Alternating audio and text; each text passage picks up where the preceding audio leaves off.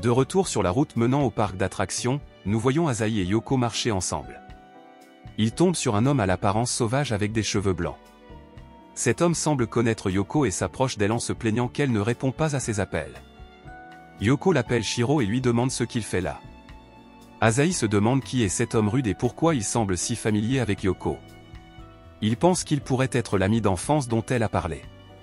Pendant ce temps, Yoko dit à Shiro qu'elle l'appelle en réalité, mais qu'il y a toujours une interférence de l'autre côté, donc ce n'est pas de sa faute. L'homme lui demande alors ce qu'elle faisait dehors sous le soleil et commence même à se quereller avec Asahi, lui demandant pourquoi il le regardait. Yoko calme la situation en lançant un bâton en l'air que Shiro attrape instinctivement comme un chien. L'homme casse ensuite le bâton et demande à Yoko ce qu'elle fait là avec Asahi. Il regarde alors le parc d'attractions derrière eux et comprend qu'ils doivent sortir ensemble, ce qui le met en colère. Asahi s'inquiète pour sa vie, mais Shiro, soudainement triste, se tourne vers Asahi et lui demande de bien prendre soin de Yoko, les larmes aux yeux. Asahi réalise rapidement que Shiro aime aussi Yoko mais qu'il essaie de lui céder la place par honneur. Mais en étant le garçon timide qu'il est, il marche vers lui et dit qu'ils sont juste amis et rien de plus. Yoko entend cela et comprend immédiatement de quoi il parle. Elle se défend en disant qu'une autre fille devait être avec eux, mais qu'elle s'est désistée à la dernière minute. Elle ajoute qu'ils sont juste amis et qu'il est impensable pour elle de faire ce genre de choses avec Asahi.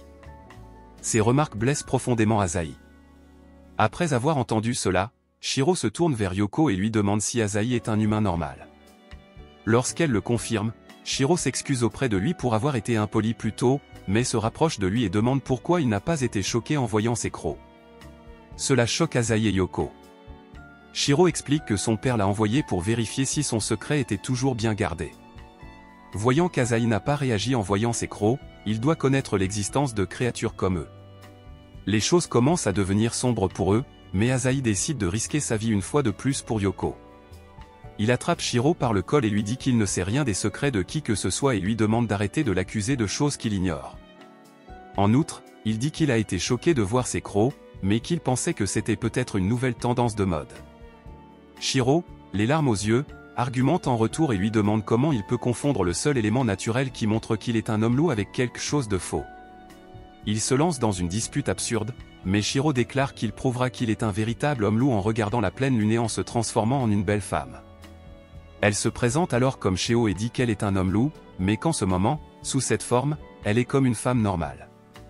Elle le taquine avec ses petits pains fraîchement cuits et demande à Yoko un emballage pour eux, ce qui fait saigner Asahi du nez comme Sanji et Maître Roshi, et il s'évanouit.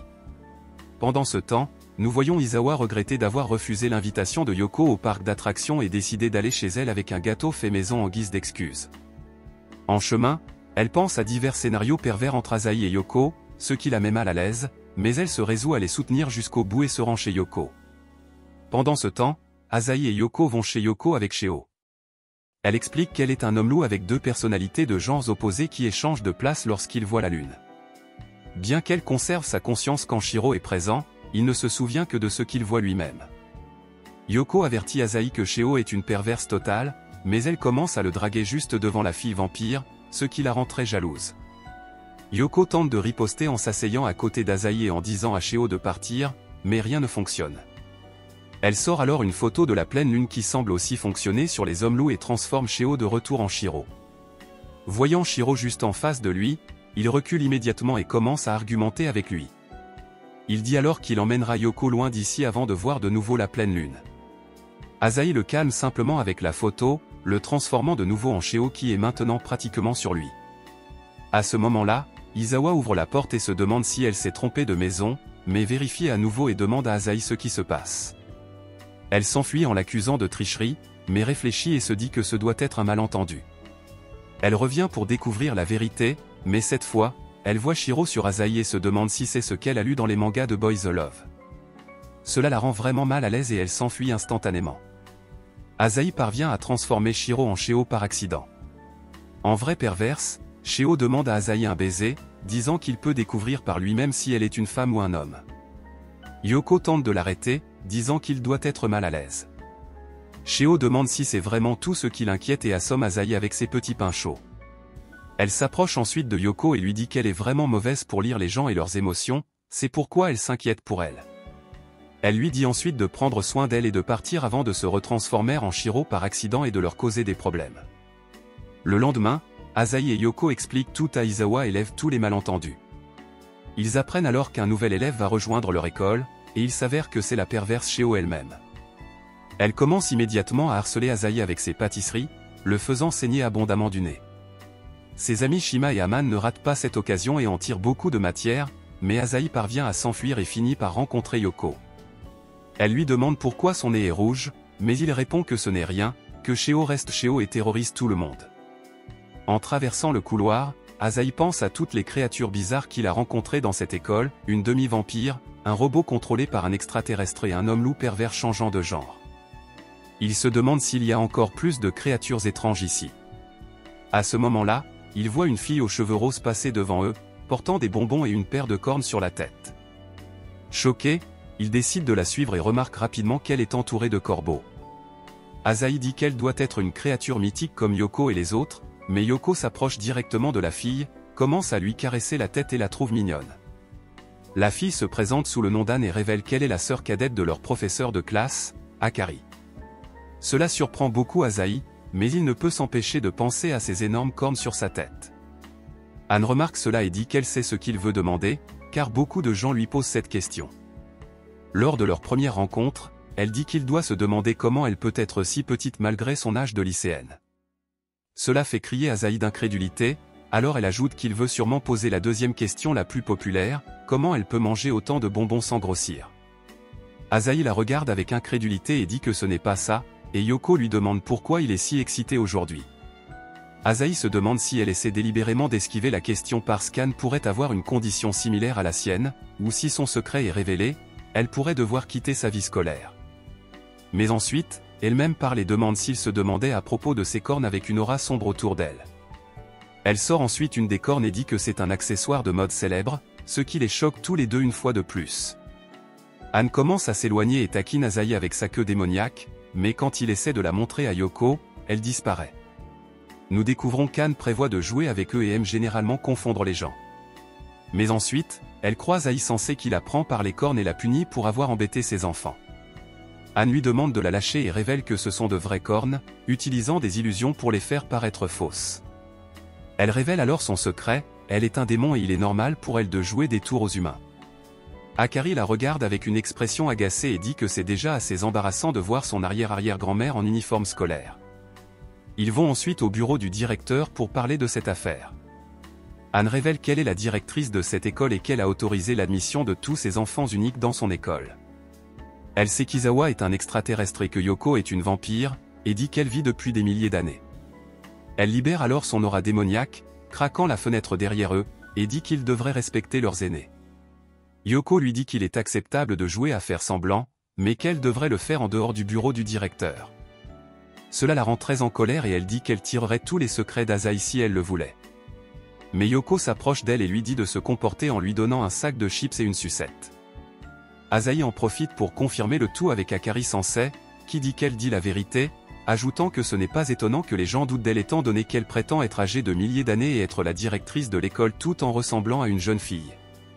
Cela met Anne en colère, et Yoko laisse échapper un petit cri. Anne libère son aura et endommage les objets autour d'eux, mais Akari lui dit qu'elle déduira le coût des réparations de son salaire, ce qui la fait retourner à son siège comme une bonne grand-mère en pleurant. Yoko lui caresse la tête et dit que c'est bien, mais Anne devient en colère et lui dit d'arrêter de la traiter comme une enfant, la traitant de petite gamine. Yoko répond qu'elle n'est pas gamine et que son look de beauté cool est trop mature pour qu'Anne le comprenne. Cela fait rire Anne et elle commence à se disputer sur leur goût pour la mode et leur maturité. En vraie perverse, Shio décide de se joindre à la dispute et elles attachent Asahi à une chaise pour voir combien de saignements de nez il aura en les regardant pour déterminer qui a le goût le plus mature.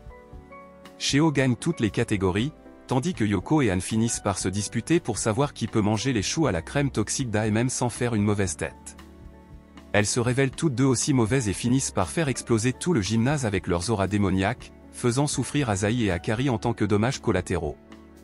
Quelques jours plus tard, Akari Sensei appelle Asahi au bureau du professeur et lui dit qu'il doit prendre des cours de rattrapage pour compenser le cours de cuisine qu'il a manqué hier à cause de son rhume. Asahi dit que le faire tout seul serait vraiment difficile et triste, mais elle lui dit de ne pas s'inquiéter, car d'autres élèves doivent également reprendre le cours. Elle l'emmène alors dans la salle de cuisine pour qu'il rencontre ses compagnons cuisiniers, Yoko, Sheo et Izawa. Asahi est heureux de les voir tous, mais il trouve Yoko en difficulté avec l'ail, Sheo se demandant comment utiliser ses légumes pour s'amuser, et Izawa planifiant quel type d'animal elle chasserait aujourd'hui. Il essaie de demander au professeur à ce sujet, mais elle l'ignore simplement et explique qu'ils feront du curry aujourd'hui et que le principal a demandé que les enseignants mangent le curry. Elle lui dit qu'ils n'attendent pas grand-chose tant que c'est quelque chose de vaguement proche d'un curry. Elle lui demande ensuite s'il sait lequel est sucré entre le sucre et le sel, et s'enfuit quand il répond correctement, disant qu'elle compte sur lui. Il se demande dans quel genre de pétrin il s'est mis et repense aux expressions bizarres de ses amis quand il a mentionné regretter de ne pas avoir pu manger la cuisine de Yoko à l'école hier. Il s'approche ensuite d'elle et elle lui dit comment l'ail lui fait pleurer les yeux. Asahi demande aussi à Sheo à propos des compétences culinaires de Yoko, et elle dit que Yoko est une bonne cuisinière tant qu'elle ne perd pas son calme ou ne s'excite pas trop. Izawa saute ensuite avec une nouvelle recette qu'elle a créée en utilisant la sainte écriture de ce monde appelé manga. Elle suit ensuite les instructions avec précision et finit par faire un gâteau au chocolat au lieu du curry, surprenant tout le monde par sa stupidité mais aussi son génie. Elle se met en colère contre son résultat et jette le gâteau par la fenêtre, qui finit par tomber sur Aon, qui se trouve être en train de passer. Aon goûte le gâteau et se transforme instantanément en mode Food Wars, notant qu'Izawa l'a bien réussi. Il la remarque derrière le bâtiment et se demande si elle fait partie des 7 merveilles de ce lycée, commençant alors à la suivre. Pendant ce temps, Asahi et les autres travaillent ensemble et réussissent à préparer un curry décent à l'exception du roux. Yoko s'apprête à l'ajouter, mais Izawa commence à bouder ses échecs et comment elle a appris beaucoup de choses grâce à eux. Elle dit qu'elle utiliserait ses leçons et se pousserait au-delà de ses limites pour créer un nouveau type de roue toute seule. Cela excite Yoko, qui la soutient, et elle transforme l'endroit en une véritable usine de fabrication de poison. Pendant ce temps, Anne dépense toute son allocation mensuelle pour divertir Anne dans le cadre d'une interview, mais elle refuse. Akari les trouve et décide de punir la directrice pour avoir extorqué une élève. Elle l'emmène dans la salle de cuisine pour voir comment le curry se prépare, mais après avoir vu l'environnement toxique de la salle de classe, elle décide de partir et de commander à manger. Le lendemain, Anne se déchaîne et détruit la chambre d'Akari ainsi que certaines de ses précieuses bouteilles de jus, déclarant qu'elle veut qu'elle demande à Izawa de lui faire du chocolat. Elle explique que c'était le chocolat le plus délicieux qu'elle ait jamais goûté et menace de détruire la planète si elle ne l'obtient pas. Elle utilise ensuite ses pouvoirs démoniaques pour invoquer un astéroïde et le faire voler vers la Terre, plongeant le monde entier dans la panique. Elle amène ensuite Akari et les élèves dans la salle de cuisine et explique que le sort du monde est entre leurs mains et que s'ils échouent, ils deviendront tous de la poussière d'étoiles. Yoko essaie de jouer avec Anne encore une fois, mais Izawa reçoit soudainement un appel de sa planète d'origine et devient sérieuse à propos de la fabrication de chocolat. Elle explique qu'ils ont exactement 3h34 et commence à travailler sur son premier lot de chocolat. Dehors, le monde entier panique et la NASA cherche des moyens de dévier ou de détruire l'astéroïde avant qu'il ne heurte la Terre. Tout le monde reste collé à ses écrans en regardant cet événement crucial, qui pourrait bien être leur dernier, tandis que Yoko et les autres travaillent dur pour fabriquer du chocolat pour la directrice démoniaque. Izawa termine bientôt son premier lot de truffes, ce qui rend Anne très heureuse. Elle admire son chef-d'œuvre de chocolat, mais Izawa les jette tous et dit qu'elle ne peut pas utiliser ces chocolats de bas niveau pour sauver le monde. Elle commence alors à travailler sur son prochain lot, tandis qu'Anne pleure de ne pas pouvoir goûter ces magnifiques boules de chocolat. Akari remarque qu'Anne ne peut même pas maintenir ses défenses tout en contrôlant un astéroïde et utilise ce fait pour se venger d'elle. Elle l'attache à une chaise et dit que l'astéroïde s'en ira aussi si elle tombe inconsciente, puis lui dit de se préparer à manger 3 heures de chocolat fabriqué par tout le monde sauf Izawa. La mission de torture commence avec une banane au chocolat pourri et s'intensifie rapidement avec des cubes de curry et des gelées en forme de cornes fabriquées avec les concoctions mortelles d'AMM, qui se joint à la fête dans l'espoir d'en avoir pour son argent. 3 heures plus tard, elles parviennent enfin à la mettre KO et l'astéroïde fait demi-tour. Asahi se précipite vers la salle de cuisine pour trouver Yoko, mais voit le désordre et décide simplement de fermer la porte et de s'en aller. Quelques jours plus tard, Asahi remarque que les jours deviennent plus chauds en parlant à Oka. Oka lui dit d'aller avouer ses sentiments à Yoko sinon des années passeront et il restera coincé dans la friend zone. Il le pousse à aller lui demander de sortir à la piscine, mais Asahi transforme cela en une fête en invitant Sheo et Izawa, qui le traitent d'idiot et de perdant. Il découvre également que Yoko ne sait pas nager, et lui révèle qu'il ne sait pas non plus. Ils décident alors de pratiquer ensemble. Le lendemain, ils se dirigent tous vers le parc aquatique et les piscines publiques et passent leur journée à être des voyeurs pervers, à se faire arrêter pour inconduite et à apprendre à nager grâce à Izawa. Après la fermeture du parc, Yoko demande à Asahi de venir à l'école la nuit pour qu'ils puissent s'entraîner ensemble à la piscine. Ils parviennent à entrer en utilisant un raccourci que la mère de Yoko lui a montré. Ils passent la nuit à se pousser l'un l'autre et se rapprochent encore plus. Pendant ce temps, Echan les espionne avec ses pouvoirs démoniaques et dit à Akari qu'elle se souvient qu'il y avait un autre couple vampire et humain à l'école lorsqu'elle était professeure principale, en référence aux parents de Yoko, et se demande comment leur histoire se déroulera. Quelques jours plus tard, Asahi s'approche de Yoko pendant le déjeuner et lui demande si elle aimerait les rejoindre pour manger dans un nouveau café qui vient d'ouvrir près de la gare. Yoko dit qu'elle aimerait beaucoup, mais manger avec tout le monde serait risqué car il pourrait voir ses crocs. Mais alors, son estomac gargouille et il décide d'y aller quand même. Une fois là-bas, ils choisissent plusieurs gâteaux et pâtisseries, et Sakira demande à Yoko comment elle se sent de vivre seule dans son appartement. Elle cache ses crocs avec sa main en mangeant et tout semble bien se passer, mais Asahi remarque ses ailes sortir de son dos alors qu'elle s'excite, et il devient très nerveux. Il se demande comment dire à Yoko de les cacher, mais obtient une idée de Shima d'utiliser son téléphone pour lui envoyer un message. Shima lui envoie également un message pervers à propos de la serveuse. Juste à ce moment, la serveuse s'approche d'eux, et il s'avère que c'est Ami. Ils sont d'abord surpris de la voir là, mais Ami parle ensuite à Yoko de ses nouveaux choux à la crème qu'elle a fait et les appelle Russian Cream Puff Z. Asahi pense au pire scénario où le secret de Yoko serait révélé en essayant l'un de ses choux à la crème et dit qu'il les essaiera tous lui-même. Même et s'inquiète pour sa santé mentale. Shima propose également de rejoindre et ils finissent par perdre leur esprit et leur âme à cause des choux à la crème, comme prévu. À ce moment-là, Em entre dans la boutique, semblant mijoter quelque chose de maléfique après avoir vu de près les lunettes de Han. Le lendemain, on voit Am courir dans l'école à la recherche de ses lunettes. Elle finit par tomber sur Asahi et lui parle de ses lunettes. Yoko s'inquiète pour elle, mais Asahi lui dit que les lunettes ne sont pas pour sa vue. Am se défend et dit qu'elles sont importantes pour elle en pensant à la façon dont Asahi les lui a données quand ils étaient enfants. Elle dit qu'elle en a besoin pour faire ressortir son côté maléfique. En entendant cela, Asahi et Yoko se demandent s'il ne vaudrait pas mieux ne pas les trouver après tout, ce qui rend Am furieuse et elle part les chercher seule. Elle finit par tomber sur Sho qui semble chercher un morceau de son uniforme. Ensuite, elle est confrontée par Izawa, qui dit qu'elle lui doit un service à cause de l'article qu'elle a écrit sur son rejet d'Asahi l'été dernier. À la surprise de Izawa, Am s'excuse et dit qu'elle est désolée. Elle lui demande ensuite ce qu'elle fait là et Izawa explique qu'elle a entendu parler de la perte de ses lunettes par Asahi et Yoko, alors elle est venue pour l'aider à les trouver. Am la remercie et se sent reconnaissante d'avoir de si bons amis. Elles aperçoivent alors Akan portant les lunettes de AM. Elle commence à la poursuivre, mais elle essaie de les arrêter en créant de nombreuses copies de ses lunettes et même des clones d'elle-même portant ses lunettes. Finalement, elle tombe sur Akari qui les entraîne dans une salle de classe et les punit. Am récupère finalement ses lunettes, mais son secret sur les lunettes contenant un esprit est révélé à Izawa. Plus tard, ce jour-là, elle s'assoit au bord de la rivière et parle à l'esprit qui prétend être un dieu de la fortune. Il essaie de le prouver en leur parlant d'un trèfle à 4 feuilles à leurs pieds et d'un arc-en-ciel de l'autre côté de la rivière. Il révèle également le passé d'Am et ses sentiments pour Asahi depuis l'enfance, quand elle voulait l'épouser. Cela surprend beaucoup Izawa car elle a aussi des sentiments pour lui. Am commence à se taper la tête contre le banc par embarras et appelle l'esprit le dieu de la malchance, ce qui le rend furieux et il utilise ses pouvoirs divins, ce qui fait venir naturellement Asahi et Yoko vers elle. Il demande à Am si elle a trouvé ses lunettes et pourquoi elle ne les porte pas. Am s'inquiète que les lunettes révèlent ses sentiments à Asahi. Izawa le sait aussi, alors elle essaie de la sauver en attrapant les lunettes au dernier moment, mais cela finit par donner l'impression qu'Izawa a avoué ses sentiments à Asahi. Quand Yoko entend cela, elle décide de les rapprocher et élabore un plan avec Sho. Ils invitent Asahi et Izawa le jour du festival du sanctuaire, et prévoient d'y aller ensemble avec leurs amis. Mais le jour venu, Asahi et Izawa découvrent qu'ils sont seuls. Ils réalisent immédiatement que c'est une manigance de Yoko et se demandent s'ils doivent simplement rentrer chez eux. Asahi propose alors de profiter du festival puisqu'ils sont déjà là. Ils visitent les stands et Asahi montre à Izawa les festivités et les jeux de la Terre. Elle lui parle des célébrations similaires sur sa planète d'origine et combien il est merveilleux que leurs espèces puissent communiquer ainsi.